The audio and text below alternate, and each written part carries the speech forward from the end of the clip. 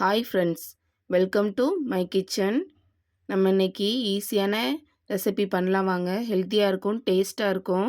இது சாதத்து கூடவும் சப்பாத்தி கூடவும் நல்லாயிருக்கும். ட்ரை பண்ணி பாருங்கள்.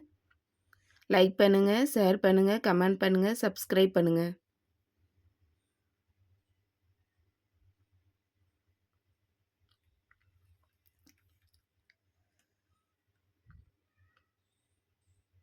ஒரு கிலோ பச்சை மொச்சை வாங்கி க்ளீன் பண்ணி வச்சுருக்கேன். பூச்சி இருந்தால் எடுத்துருங்க. நீங்கள் இதை அவரைக்காய் மொச்சையிலும் கூட பண்ணலாம். அவரைக்காய் மொச்சைனா அவரைக்காய் முத்தி இருக்கும் இல்லையா, அந்த மொச்சையை வச்சும் கூட பண்ணலாம். நல்லாயிருக்கும், ட்ரை பண்ணி பாருங்கள். ஒரு குக்கரில் எண்ணெய் 4 ஸ்பூன் ஊற்றிக்கலாம். எண்ணெய் நல்லா காயட்டும். ஒரு ஸ்பூன் ஜீரகம் போட்டு பொரிய விட்டுக்கலாம். ஜீரகம் பொரிஞ்சதுமே வெங்காயம் 4 நீள நீளமாக கட் பண்ணி வச்சுருக்கேன், அதையும் போட்டுக்கலாம். வெங்காயம் நல்லா வதங்கட்டும். நல்லா வதக்கிக்கங்க. வெங்காயம் நல்லா வதங்கின அப்புறம் 4 பழுத்த தக்காளி கட் பண்ணி வச்சுருக்கேன், அதையும் போட்டுக்கலாம்.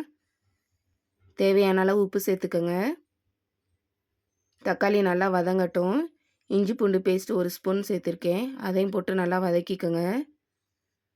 1/2 ஸ்பூன் மஞ்சள்தூள் சேர்த்துக்கங்க. பச்சை மிளகா சேர்த்துக்கங்க, அது கிளிப்பிங் மிஸ் ஆயிடுச்சு. நல்லா வதங்கின அப்புறம் 1 ஸ்பூன் மிளகாய்த்தூள் சேர்த்துக்கங்க.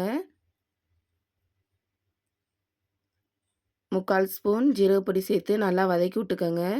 1 ஸ்பூன் மல்லிப்பொடி போட்டுக்கங்க. நல்லா வதக்கி விட்டுக்கங்க. நல்லா வதங்கட்டும்.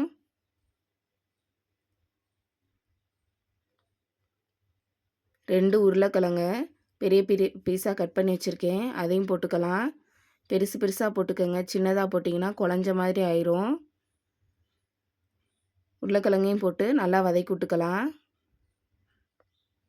சும்மா ஒரு 2 கிண்டு கிண்டுனா போதும். இப்போ நம்ம எடுத்து வச்சுருக்க பச்சை மொச்சையும் போட்டு கிண்டிக்கலாம்.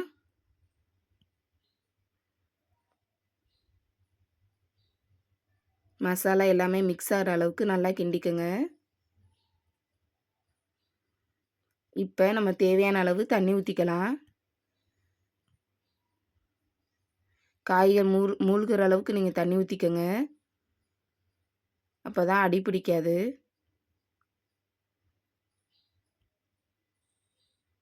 தண்ணி ஊற்றிட்டு நல்லா கிண்டி விட்டுட்டு மூடி போட்டு 4 விசில் வச்சுக்கோங்க, மிதமான சூட்டில். விசில் போயிடுச்சு. இப்போ திறந்துடலாம். பாருங்கள் இவ்வளோ கலர்ஃபுல்லாக இருக்குன்னு. அவ்வளோதான், தயாராகிடுச்சு.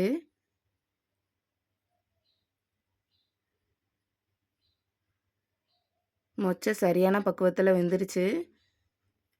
அவ்வளோதான். மேலே கொஞ்சோண்டு கொத்தமல்லி தழை போட்டு கிண்டி விட்டுக்கோங்க. அப்படியே விட்டுறாதீங்க, தலை வெந்த மாதிரி ஆயிரும். அவ்வளோதான் ஃப்ரெண்ட்ஸ், ட்ரை பண்ணி பாருங்கள். ட்ரை பண்ணி பார்த்துட்டு கமெண்ட் பண்ணுங்கள்.